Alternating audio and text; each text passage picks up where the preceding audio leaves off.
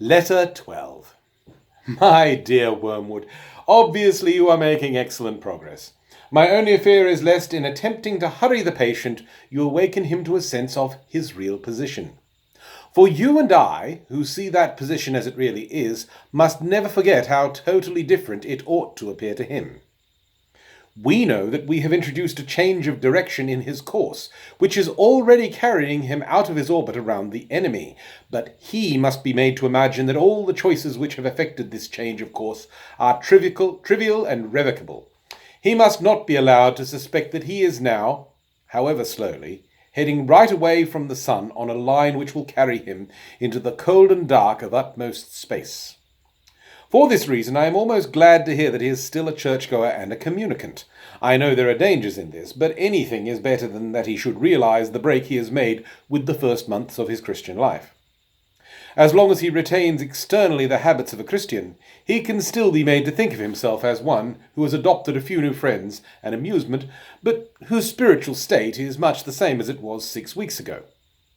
And while he thinks that, we do not have to contend with the explicit repentance of a definite, fully recognized sin, but only with his vague, though uneasy, feeling that he hasn't been doing very well lately. This dim uneasiness needs careful handling. If it gets too strong, it may wake him up and spoil the whole game.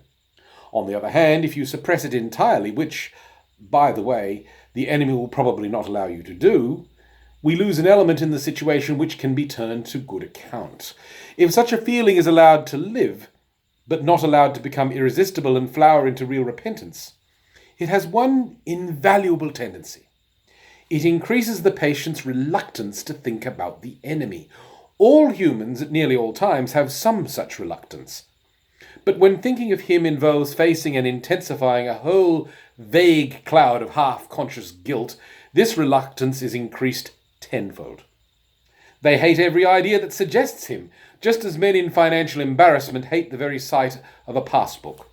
In this state, your patient will not omit, but he will increasingly dislike his religious duties.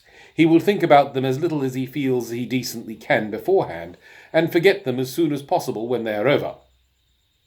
A few weeks ago you had to tempt him to unreality and inattention in his prayers, but now you will find him opening his arms to you and almost begging you to distract his purpose and benumb his heart. He will want his prayers to be unreal, for he will dread nothing so much as effective contact with the enemy. His aim will be to leave sleeping worms to lie. As this condition becomes more fully established, you will be gradually freed from the tiresome business of providing pleasures as temptations.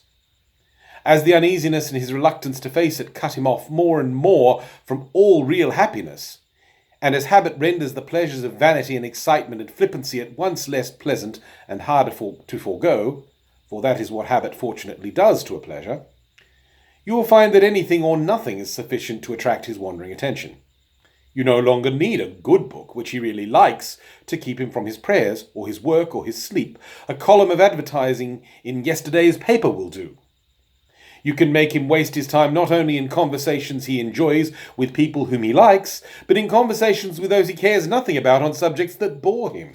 You can make him do nothing at all for long periods. You can keep him up late at night, not roistering, but staring at a dead fire in a cold room. All the healthy and outgoing activities which we want him to avoid can be inhibited and nothing given in return, so that at least he may say, as one of my own patients said on his arrival down here, "I now see that I spent most of my life in doing neither what I ought nor what I liked."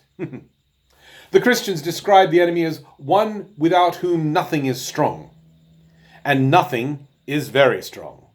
Strong enough to steal away a man's best years, not in sweet sins, but in dreary flickering of the mind over it knows not what and knows not why, in the gratification of curiosities so feeble that the man is only half aware of them, in drumming of fingers and in kicking of heels, in whistling tunes that he does not like, or in the long, dim labyrinth of reveries that have not even lust or ambition to give them relish, but which, once chance association has started them, the creature is too weak and too fuddled to shake off. You will say that these are very small sins, and doubtless, like all young tempters, you are anxious to be able to report spectacular wickedness. But do remember, the only thing that matters is the extent to which you separate the man from the enemy.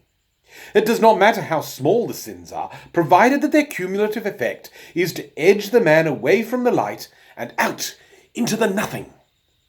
Murder is no better than cards if cards can do the trick. Indeed, the safest road to hell is the gradual one.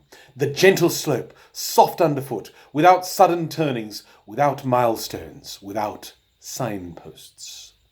Your affectionate uncle, Screwtape.